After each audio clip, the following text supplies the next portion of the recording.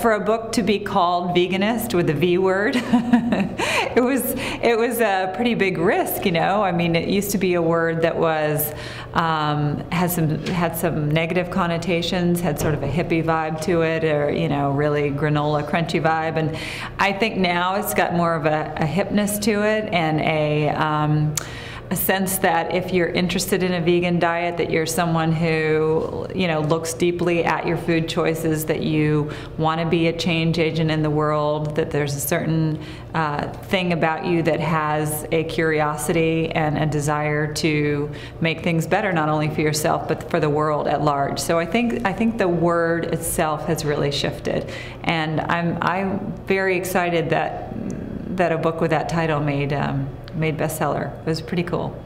My message is all about leaning into a shift so that you don't have to do everything overnight. I think a profound diet change, as good as it is for us, is so overwhelming for most of us because we grew up loving certain traditional foods that were, you know, meat and dairy based, and that's what makes us feel good. It's what makes us feel part of the community and, you know, hooked into our traditions. It makes our taste buds soar. So to make a change overnight, I think, can be really overwhelming. Certainly for me it was overwhelming. So I'm a real fan of just leaning into it. Just, you know, taking the first step, investigating, trying out some new dishes, you know, finding different menu choices, having fun experimenting, and sort of swapping out slowly those old traditions for something that's very similar to the tradition, but just slightly better, just sort of a healthier version of the things we grew up loving. I think there's a lot going on that things are really shifting. For one, we have the internet, so we see what happens to animals behind closed doors, and it's a big ick factor. You know, it's vexatious to our soul. It just feels bad to see what happens to animals. So that's, you know, something we didn't have 20 years ago. We didn't really know what happened to animals behind closed doors. And another thing is there's so much hard science coming out to support that a plant-based diet is so healthy for us, not only in preventing diseases but actually reversing them.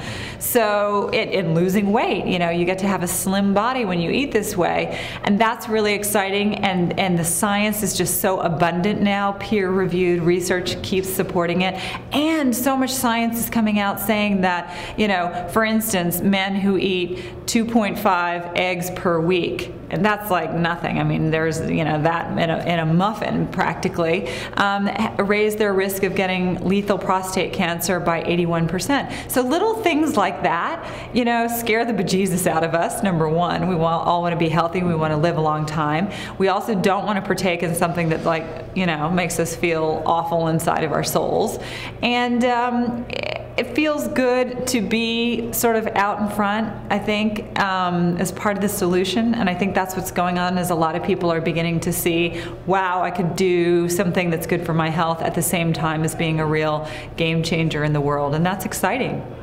I grew up eating everything. I grew up in the South in Atlanta, Georgia, and I ate barbecued ribs and, you know, steak on the grill and cheesy grits and milkshakes and everything. I mean, I didn't think twice about it. All my friends ate that way. My mom told me it was good for me, and I wasn't a bad person. I just didn't think about it. I was doing what everybody else was doing. So it was through my whole 20s I ate that way. And I was playing with my dog one day, and I had started looking, because I was writing about consciousness and evolving as a human being, that I started thinking about the animals and what they went through as they became food. And so that thought process was already in gear, and one day I was playing with my dog and looking at her, and it suddenly hit me, you know, that she's so sweet. And I knew when she was worried, I knew when she was sad, I knew when she was happy, when she, you know, when she was comfortable, and I thought she's no different than that little lamb or that little pig or that chick.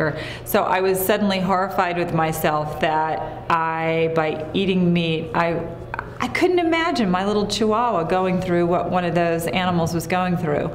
And so I just knew that I wanted to be someone who didn't eat anything from an animal.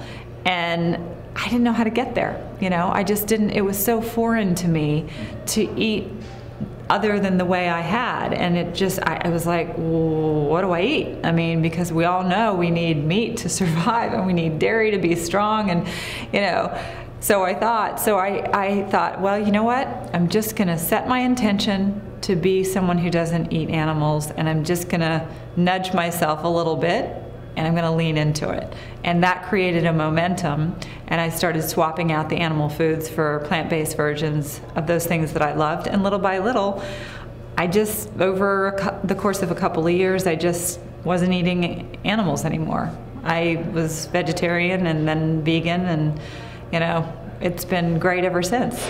Everybody's different. Some people are motivated by their self-interest, their health. They want to live a long time. Maybe they've had a health scare, they've had a heart attack or type 2 diabetes, or they can't seem to lose, you know, 100 pounds. Or, and then other people, they're motivated by their sense of empathy and compassion. I think there's something inside of us that pushes us to grow, and there are various catalysts that will make that happen.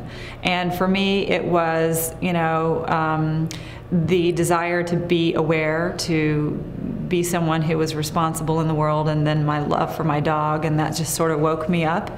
For other people, my husband, he's motivated by, he doesn't want to get cancer. You know, his father died of cancer, very aggressive cancer. I have friends who are motivated because they're really big environmentalists and they want to be, you know, part of the solution. So I think that there are many doorways to get there, and it's very individual how we do.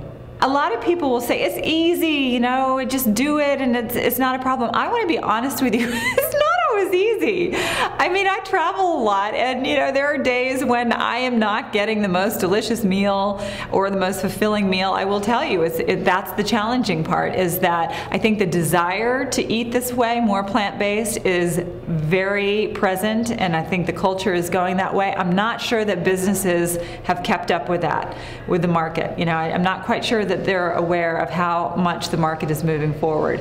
You know, the Americans in the last 5 years have decreased their eating meat by 12%. That's a lot. But still, if you go out to restaurants, I would say that 99.9% of the options on the menu are meat or dairy based. So that's a challenge. It's still a challenge. And you know, everywhere I go, I ask for soy milk, and I know they don't have soy milk on American Airlines, you know, but I want them to know that the consumer is on the move, you know, and it'd be great if they could start supplying things. You know, it's certainly good business to recognize that the market is changing, but it is still a challenge.